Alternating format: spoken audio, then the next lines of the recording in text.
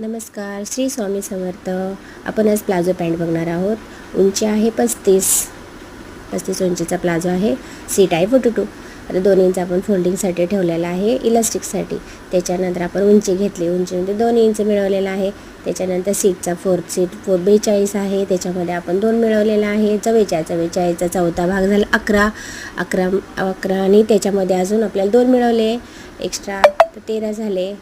आणि त्याला मॅनी टाकायची आहे. मॅनी घेतली, शीटचा चौथा भाग आणि त्याच्यामध्ये 1 इंच वाढवला, म्हणजे किती झाले 12. 11 आणि 1 12. ठीक आहे. त्याच्यानंतर आपण सरळ मार्किंग करून घ्यायची, नाही तर आपलं कमी जास्त होऊ शकतं. त्याच्यानंतर आपण काय केलेलं आहे, पुढे 3 इंच वाढवलेला आहे मॅनीचा, नंतर 1.5 इंच गोलाई शेपसाठी.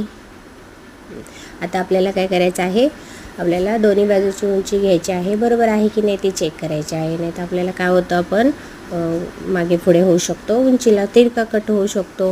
म्हणून आपण काय करायचं, इथे पण आपलं 35 आहे का बघायचं आहे आणि त्याच्यापुढे 2 इंच वाढवायचे आहे फोल्डिंगसाठी. नंतर स्केलने सरळ रेषा मारून घ्यायची आहे.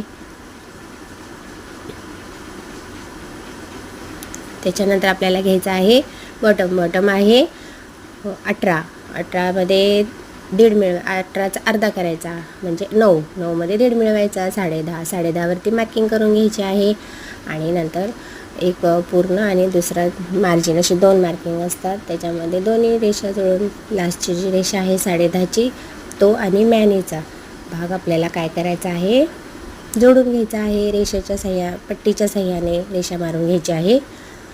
आणि अशा प्रकारे आपण आज प्लाझो कटिंग केलेला आहे, म्हणजे डायग्राम टाकलेला आहे. गोलाईचा शेप राहिला होता, तो पण आपण देऊन घेतलेला आहे. असाच आपल्याला कटिंगमध्ये मॅनी लावलेले आहे. अशा प्रकारे माझा व्हिडिओ आवडला तर लाईक करा, शेअर करा आणि सबस्क्राईब करायला विसरू नका. धन्यवाद.